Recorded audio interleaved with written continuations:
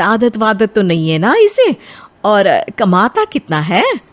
अरे कोई गलत आदत नहीं है दीदी, आप कहो तो एक मीटिंग करवा देती हूँ, फिर सब कुछ फाइनल कर लेना। हाँ हाँ, ये सही कह रही हो तुम। संडे को स्वाति के पापा भी घर पे ही रहेंगे।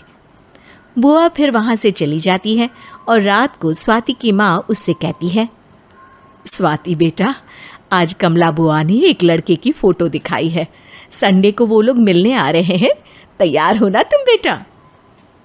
अरे मम्मी, आप कहाँ कमला बुआ के चक्कर में आ जाती हो? अभी इतनी जल्दी कोई शादी वादी नहीं करनी है मुझे। अरे बेटा, अच्छा लड़का है, बुआ जानती है उसे अच्छे से। हाँ स्वाति बेटा, एक बार मिल तो लो, बाद में देखेंगे आगे क्या करना है। वैसे तो कमला रिश्ता लाई है तो मना करने का तो कोई सवाल ही नहीं उठता। संडे की सुबह होती है और कमला बुआ राहुल और उसके मम्मी पापा को लेकर स्वाति के घर आती है। अरे आइए आइए भाभी, इसे अपना ही घर समझिए, इनसे मिलिए, ये मेरे भैया और ये मेरी भाभी हैं। नमस्ते भाभी जी, ये है हमारा लड़का राहुल, सरकारी नौकरी की तैयारी कर रहा है ये। वैसे आपकी बेटी कहाँ है?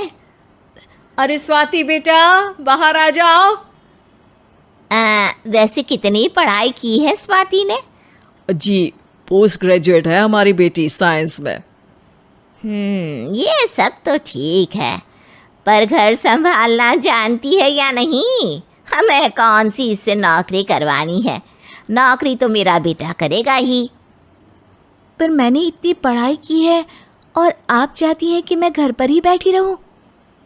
अरे स्वाति बेटा, ये बड़ों की बात में तुम कहाँ बोल पड़ी?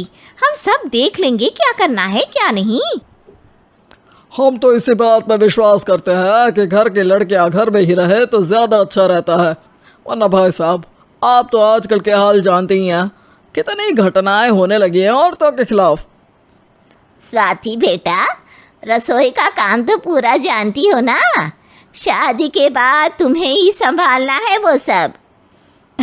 अरे बहुत अच्छा खाना बनाती है ये, आप सब लोग इसकी तारीफ करते नहीं थकेंगे। लो भाई, हो गई मीटिंग, अब शादी की तारीख फाइनल कर लेते हैं, क्यों भैया? भाई हम तो पंडित जी से चर्चा करने के बाद ही तारीख फाइनल करेंगे, सालों से हम उनकी बातें मानते हुए आ रहे हैं। लड़के वाले और कमला बुआ की बातें सुनकर स्वाति एकदम नाराज हो जाती है और उसे लगने लगता है कि शादी के बाद उसे घर पर ही बैठना पड़ेगा। लेकिन घर वालों के आगे उसकी एक नहीं चलती और उसे शादी के लिए हाँ कहना पड़ता है। शादी का दिन आ जाता है और सब मंडप में जमा होते हैं। अब फेरों का समय हो गया है, अब कन्या अपने वर से 7 वचन मांगेगी। आप किसी धार्मिक आयोजन में जाएं तो मुझे भी ले जाएंगे। आप मेरे माता पिता का भी बराबरी से सम्मान करेंगे, हमेशा मेरा साथ निभाएंगे। आपको दोनों परिवार की जिम्मेदारियां बखूबी निभानी होगी। हर ज़रूरी बात में मेरी भी राय लेंगे। आप सभी गलत आदतों से दूर रहेंगे। आप मेरे अलावा किसी और औरत से कोई गलत संबंध नहीं बांधेंगे। ये 7 वचन पूरे हुए, वर क्या तुम्हें ये सारे वचन मंजूर है? जी हाँ पंडित जी, मैं सारे वचन अच्छी तरीके से निभाऊंगा। अरे वाह वाह, बढ़िया तरीके से सब काम संपन्न हो गया। तो इसी के साथ विवाह संपन्न हुआ और आज से ये दोनों पति पत्नी हुए। 1 मिनट पंडित जी, अभी एक वचन लेना बाकी है। अब कौन सा वचन है बेटा? मैं अब हमेशा के लिए किसी दूसरे घर में जाने वाली हूँ, तो पति के अलावा मैं अपने सास ससुर से भी एक वचन लेना चाहूँगी। अब कहो बेटी। मैं ये चाहती हूँ कि मुझ पर किसी बात की कोई पाबंदी नहीं लगाई जाएगी। मुझे सब कुछ करने की आज़ादी होगी और मैं भी विश्वास दिलाती हूँ कि मैं एक अच्छी बहू बन के दिखाऊंगी।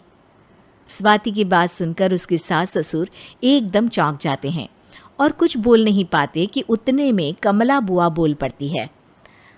अरे बेटा, ये भी कोई कहने की बात है?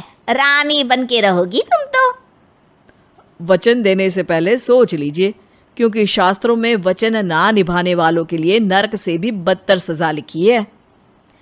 स्वाति की चालाकी से वहां मौजूद सब लोग प्रभावित हो जाते हैं, और लोगों में बदनामी ना हो जाए, इस कारण स्वाति के सास ससुर को उसे वचन देना पड़ता है। और कैसी अपशकुन वाली बातें कर रहे हैं आप पंडित जी? हमें मंजूर है बेटा तुम्हारी शर्त।